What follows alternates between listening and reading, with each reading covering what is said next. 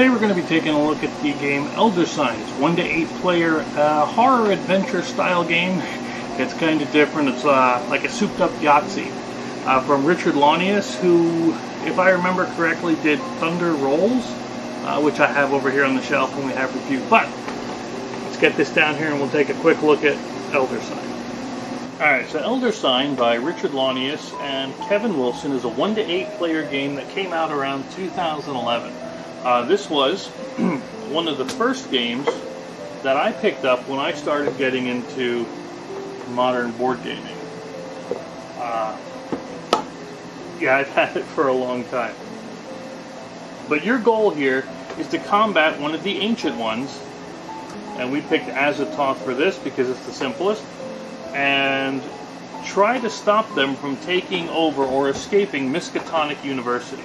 You're going to have these adventure cards, these otherworld cards, and these adventure cards and otherworld cards are how you're going to gather Elder Signs in order to stop this thing. And you need enough Elder Signs to equal their, I believe they call it an Elder Sign number, it doesn't matter, it's the number in blue, before this Doom track gets filled up.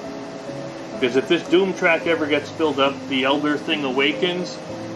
Usually there's a fight, but with Azathoth, you're dead. That's it. Game over. So your goal, again, you want to save yourself some trouble and get the Elder Signs. So you'll put out your clue tokens, all the cards. These are your spells, unique items, regular items, companions, the Mythos deck, which we'll get to in a bit. You want to take your investigator, as well as a token for them. You can take out the sanity and health ahead of time.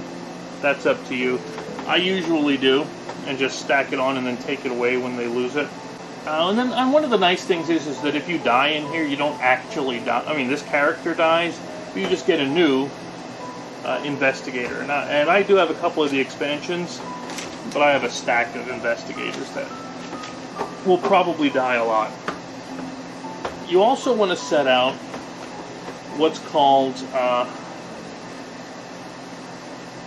what is it called anymore? It's the general area, where you can do certain actions when you don't want to explore or you need a time to take a rest. And then you're going to set out, let's see, you got the investigator, you got the entrance, that's what it was, the entrance. We picked our ancient one, and there are other, let me get my stack, there are a bunch of other ancient ones, and you'll see this on them, where it shows symbols. That's for if the Elder thing awakens and you guys have to fight it. Chances are you're probably going to be dead before then. But yeah, we shuffled the adventure deck and we make up our entire museum by putting out 2 rows of 3. And to be brutally honest with you, this game is definitely a lot like Yahtzee, in that you're going to be rolling dice and re-rolling dice and re-rolling, but that's pretty much where it stops. Because on each of these adventure cards, you're going to see symbols, okay, in the different rows. And what you're trying to do when you go on each adventure there, and at each adventurer, they also have a set of starting items they get, so you'll take those too. Oh, that's nice. Silver key gives me an extra die, and this spell lets me lock a die. Those are important. So on your turn, you're able to either move to one of the adventures, or you can move to the entrance, and one of the adventures can be this otherworldly thing too, which represents you going to the wherever the Elder things are. Now, all we're looking to really do is roll dice, resolve the checks, and keep going. Now on each die roll, you're going to take the green dice that you have, okay, and everybody starts with all of them, and you're going to roll them. And what you're trying to do is match the symbols. You can only match 1 row at a time. So this one, I matched here. Now I can, because there's no arrow like there is on this one, I can match the other one as well, or instead rather. And then once you do that, you got to keep going. Now you'll look here and see that I got a clue symbol, which is worth 3, and then the skull and 2 tentacles. This task needs a scroll and a skull. Now normally, I'm kind of screwed. I can't do anything. And I would lose that. However, his ability is Strong Mind. It says once per roll during your turn, he can turn one of these skulls into a scroll, or one of the tentacles rather, into a scroll, and I would beat it. But let's say I don't have that. Let's say I don't.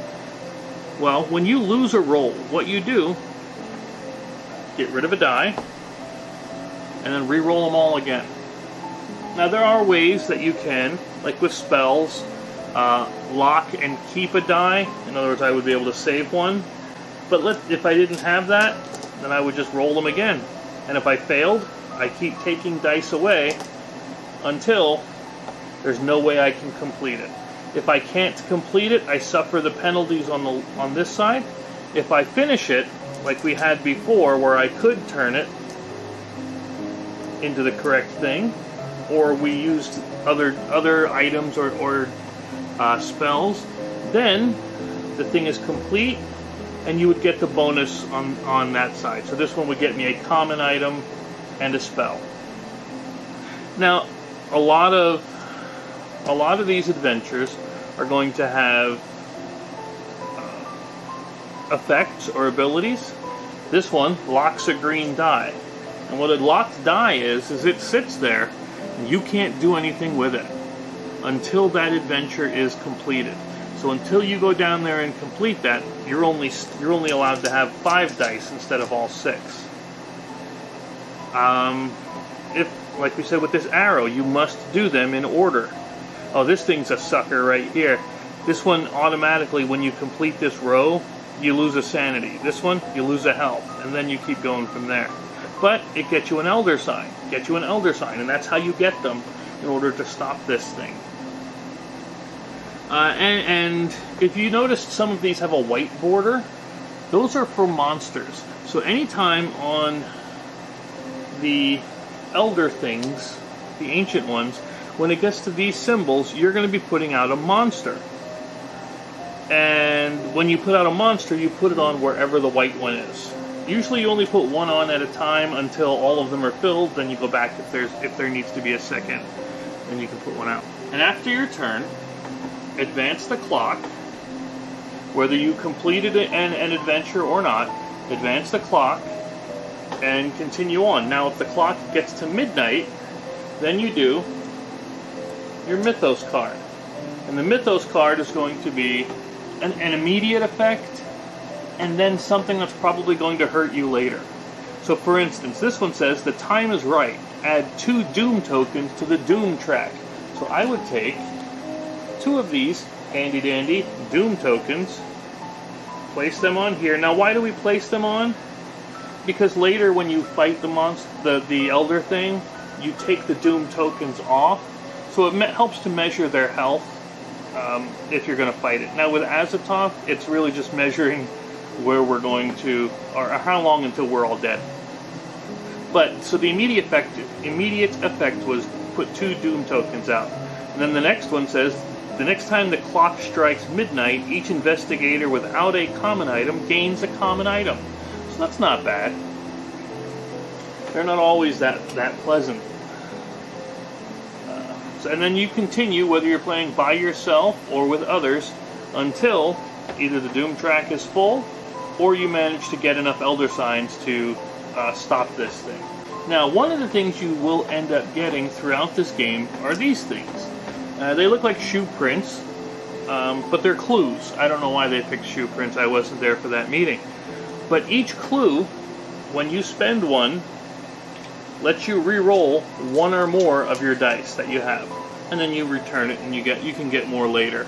Like this one would give you 2 clues. Investigators may end up losing all of their health or all of their sanity. If that happens, they are what's called devoured. Devoured investigators discard everything they have. They are dead, you pick a new investigator, get their new starting items, and take their portrait and put it on them.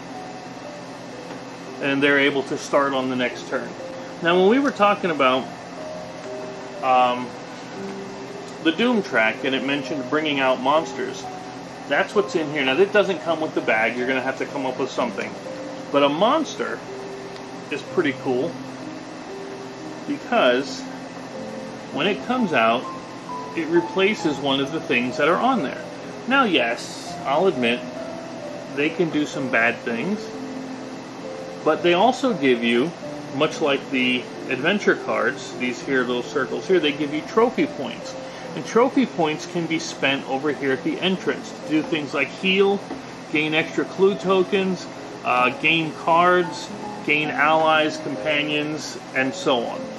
So you kind of want them, but at the same time you don't. This one gives you 1 trophy, this one gives you 2, 2, 2, 1, you get the idea. So yes, don't forget, and I've seen this so many times with people when they start playing this game, don't forget about the entrance where you can go and do your shopping, because it could mean the difference between you know, awakening the elder thing or not. But other than that, that is pretty much what we have. If you have any questions, feel free to reach out. I look forward to hearing from you, and I highly recommend you grab a copy of Elder Sign. If you cannot find it in a store, that's okay, because they do have an app version that's pretty good. It's not bad. I've played it a few times. I own it. I mean, that should tell you something right there. But I do prefer playing this with people, just because. And it is a good cooperative game where you're all trying to work together to stop these elder things. All right, we'll catch you on the next one. See you.